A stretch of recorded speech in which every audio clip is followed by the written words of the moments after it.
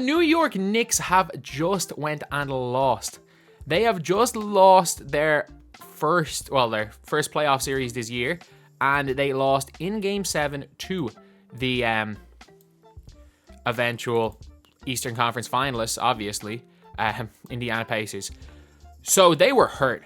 They were hurt bad. Like, that's the only thing I can say, is that they legitimately were in a situation that they had no chance. If they won, they were going to be embarrassed by Boston. That's all I'm going to say. If that team wins, they get absolutely embarrassed by Boston. But New York are in a decent spot next year. They really are. They're actually in a decent spot. And this video, we're going to be talking about what they can do next year and basically how things look. Gilbert Arenas basically said that they were a fluke and that if a bunch of guys get paid, they're not going to be worth it. Paying Isaiah Hartenstein is a big one. They have to be able to get Hartenstein. They have to be able to find a way to extend OG Anunoby. They need to almost run it back. Like, for the guys they have, keep all the Nova guys. Keep all the Nova guys. And one of the rumors is like people are saying to try to trade for Mikal Bridges. If they can get Mikal Bridges, you get Mikal Bridges. It's as simple as that. Like, if you are a team and you're looking for a role player, and not even a role player, sorry, if you're looking for like a second option or a third option, you get Mikal Bridges. The reason you get Mikal Bridges is because he might be one of the best second or third options in the NBA, but he's a bad first option. And as of right now, he has to be a first option for the team he's with. Because of the team he's with and just the way they're structured, he has to be a first option. And he is genuinely not very good at that. What do they have to give up to get a Mikal Bridges if they can? If they can get Mikal Bridges, you're looking at like what they need to give up.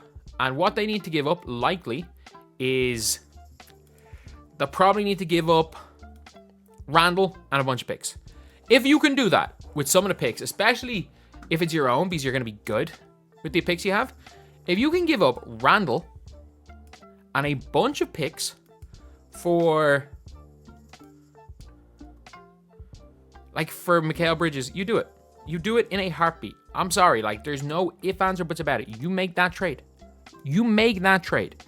Because as good as Randle is, how much better does Randle make this team? I'm sorry, how much better does Randle make this team? I don't know. I genuinely, that is a question. Being like, I think Julius Randle's pretty good.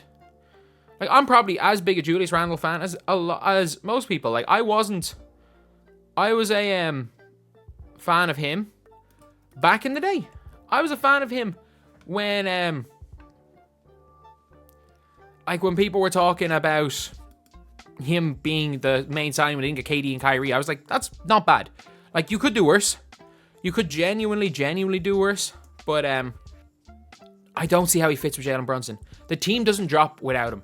And that is, I think, how, if you are New York, that's how you get better. You have to go and make some form of a trade around Julius Randle. Even if you really like Julius Randle, you just have to, because they're just not in a state to win right now. But they're not that far off. Like, New York are not that far off being a perennial conference finals contender. Whereas this year, they made the conference semifinals, definitely would have made the finals had not been for injuries, and weren't expected to, and like overperformed expectations this year. I think overperformed expectations. So I don't know with them. Like, I think Randle's not a ceiling raiser. I think in this series they probably win if Randle's there, but that's because everybody else is injured.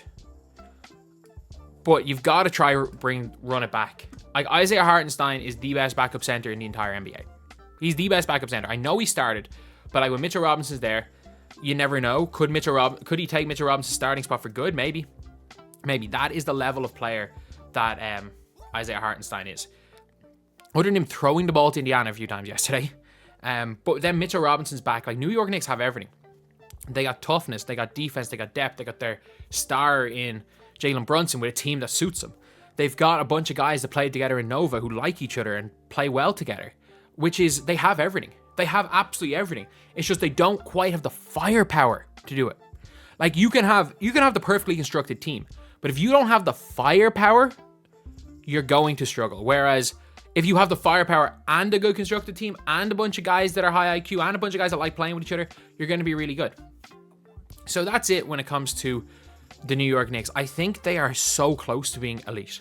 Like, I think they're good right now. I think they're this close to being elite.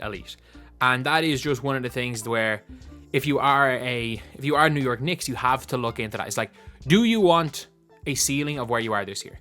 Because I think that's the ceiling of the Knicks right now if they don't make any moves. Because it's not even necessarily a bench issue, because they're the type of team that are just gritty with determination, where like Alec Burks can be out of rotation and can come in and play really well.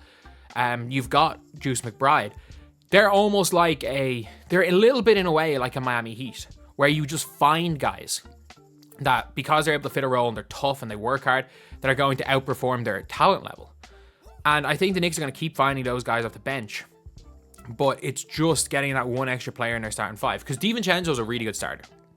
Like, if you can start divincenzo, Brunson, or even if you are able to bring divincenzo off the bench and you're able to start, heck, no, maybe go and play, what's his name? Just play OG at the 4 and go a little bit of small ball. If you can have OG, Mikal Bridges, divincenzo, Brunson, and Hartenstein and Mitchell Robinson, it's a really good starting five with one of those two guys off the bench. It's a really good starting five. You have the best backup center in the league, whether it be Mitchell Robinson or Hartenstein, the best backup center in the league. You've got the likes of Juice McBride, if they keep Alec Burks.